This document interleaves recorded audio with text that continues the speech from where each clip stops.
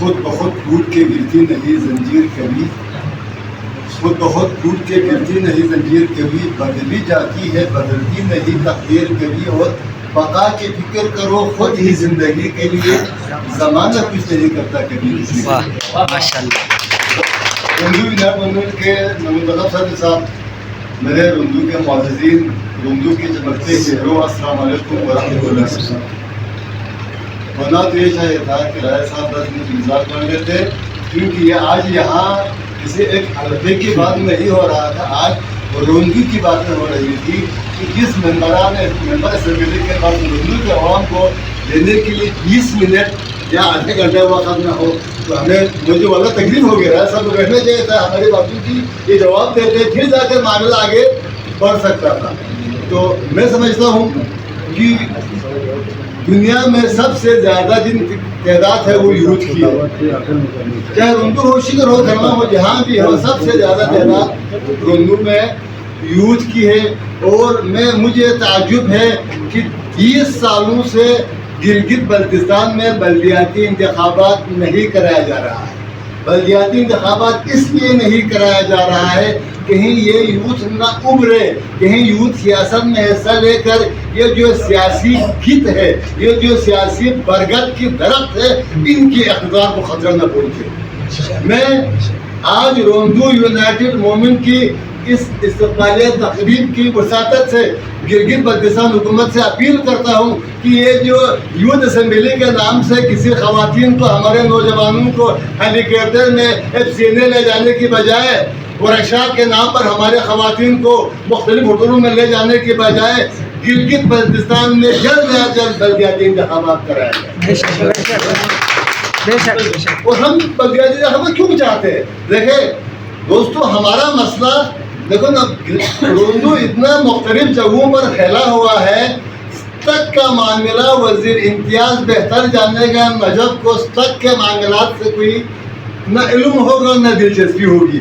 اسی طرح ہینگو کے معاملہ ہینگو والے بہتر جانیں گے۔ ہم سمجھتے ہیں، ہمارا کہنا یہ ہے کہ گلگت بلتستان اسمبلی کے ممبران کا جو کام ہے وہ قانون سازی کرنا ہے، وہ ہمارے زمینوں کو کس طرح تقسیم کرنا ہے، ہمارے جنگلات کو کس طرح لوگوں میں تقسیم کرنا ہے، معدنیات کا معاملہ کس طرح حل ہوگا، JSR کا معاملہ کس طرح حل ہوگا، یہ اسمبلی ممبران کا کام ہے۔ بدقسمتی سے ہمارے ممبران اسمبلی اس وقت کلوٹ بنا رہا ہے، اس وقت باتھ روم بنا رہا ہے، یہ ہم سب کے لیے ضروری ہے۔ باتھ روم بنانا، روڈ بنانا، کلوٹ بنانا، یہ بلدیاتی انتخابات لڑنے والے یونین کونسل کی چیئرمین کی ذمہ داری ہے، میونسپل کمیٹی کی چیئرمین کی ذمہ داری ہے، ضلع کونسل کی ممبر کی یا ضلع کونسل کی چیئرمین کی ذمہ داری ہے۔ اور آج ہمیں دنیا میں یا بلتستان میں مہنگائی پر کنٹرول نہیں ہو رہا ہے، یا ہوٹل والے یا آپ کا نئے شاپ والے آپ سے زیادہ پیسے لے رہا ہے، یہ اس بات کی وجہ سے لے رہا ہے کیونکہ آپ کے پاس منتخب نمائندے نہیں ہے۔ ان کا ریٹ اسسٹنٹ کمشنر فیس کرتا ہے، یا اسکردو کا ریٹ ڈپٹی کمشنر فیس کرتا ہے، انہیں عوام سے کوئی لینا دینا نہیں ہے۔ اگر اسکردو میں میونسپل کمیٹی ہوتے، آج رندو میں آج میونسپل کمیٹی ہوتے، وہ باتھ روم وہ زیادہ نئے شاپ کے ریٹ پہ کرتے، وہ آپ کو جو ہے مہنگائی سے چھٹکارا پا لیتے، وہ آپ کو ناقص اشیاء کھلانے سے کم روک لیتے۔ آج گلگت بلتستان میں جو سب سے زیادہ کینسر کی بیماری پھیل رہا ہے، کیونکہ گلگت بلتستان میں 2 نمبر 3 نمبر 10 نمبر اشیاء آ رہا ہے، اس وجہ سے گلگت بلتستان میں سب سے زیادہ بیماری پھیل رہی ہے۔ میں آج اس جلسے کی وساطت سے حکومت گلگت بلتستان سے اپیل کرتا ہوں کہ پاکستان سے آنے والے تمام 2 نمبر اشیاء کو روکنے کے اقدامات کیا جائے۔ اور مجھے خوشی ہے رندو یونائٹڈ موومنٹ نے یہاں پر پروگرام بنایا، ہم آپ کو ووٹ کیوں دیں، اس میں بھی ہم نے اور امتیاز جیسے عوامی لوگ کیا آئے تھے، بڑی بڑی باتیں کرنے والے ہیں، اس میں بھی تشریف نہیں لائے تھے۔ اور مجھے یہ بھی خوشی ہے کہ آپ نے 2 دفعہ دھرنا دیا، ان 2 دفعہ دھرنوں میں ہم نے بذات خود شرکت کی، اس لیے آپ نے یہ دھرنا اپنے لیے نہیں لگایا تھا، آپ نے یہ دھرنا رندو کے مطالبات۔ اور مجھے تو یہ بھی حیرت ہے، میں یہ کہنا چاہتا ہوں کہ بھائی وہ ترقی کہاں ہے؟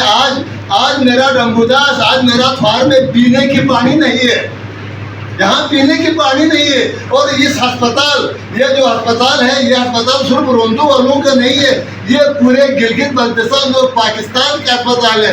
اس لیے فوج بھی اسی روڈ سے گزرتا ہے، سیاح بھی اسی روڈ سے گزرتا ہے، پنجابی بھی اسی روڈ سے گزرتا ہے، سندھی بھی اسی روڈ سے گزرتا ہے. خدا نخواستہ روندو میں کوئی حادثہ پیش آئے تو اس ہسپتال میں اس دور میں بھی ایکس رے مشین نہیں ہے، اس دور میں بھی اس ہسپتال میں لیبارٹری کی ٹیسٹ نہیں ہو رہا، اس دور میں بھی اس ہسپتال میں کوئی سرجن نہیں ہے، اس دور میں بھی اس ڈمبوداس ہسپتال میں کوئی چائلڈ اسپیشلسٹ نہیں ہے. تو مجھے ترقی کہاں سے نظر آئے؟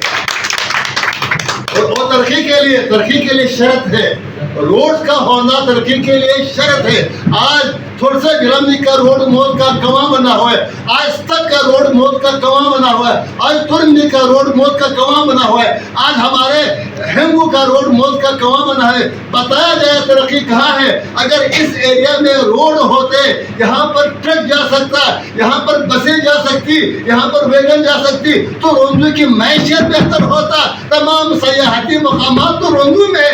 تھوڑسے گرامی سے خوبصورت کوئی جگہ مجھے دکھا دے، ستک سے خوبصورت کوئی جگہ مجھے دکھا دے، جنسا سے خوبصورت کوئی مجھے دکھا دے. چونکہ روڈ کی ایکسس نہ ہونے کی وجہ سے یہاں پر سیاح بھی نہیں آ رہا ہے اور ہمارے لوگوں کو بھی مشکلات کا سامنا پیش آ رہا ہے.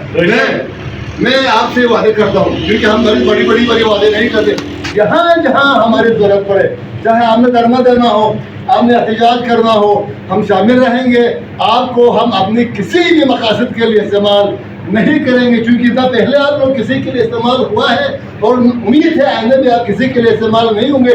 مجھے اس بات کی بھی خوشی ہے کہ آپ لوگوں نے مسلط کرنے کی بجائے، کسی شخص کو مسلط کرنے کی بجائے منصفانہ انتخابات کروا کر آپ نے آغا صاحب کو منتخب کیا. یہ اس بات کی دلیل ہے کہ میرے روندو کے یوتھ میں شعور آیا ہے اور وہ میرٹھ کی بحالی چاہتا ہے. آج میرٹھ کی بحالی چاہتا ہے. اس بات کا ثبوت یہی ہے کہ آپ نے دو بندوں کو آپ کا الیکشن لڑا، جو جیت گیا وہ آج ہمارے درمیان موجود ہے. اور میں ظاہر صاحب کو نہیں جانتا، کاش ظاہر جگہ پر میں ہوتا، اصل میں خود آج اس تعلیم میں شرکت کرتے، کیونکہ سیاست میں گرتے ہی شہسوار ہی میدان جنگ سے وہ تن کیا گرے کہ جو بڑھ جاتے. تو ظاہر الیکشن میں ابھی روندو میں ہم الیکشن لڑنے والے 13-14 ہے، تو ان میں سے ایک ہی جیتنا ہے نا.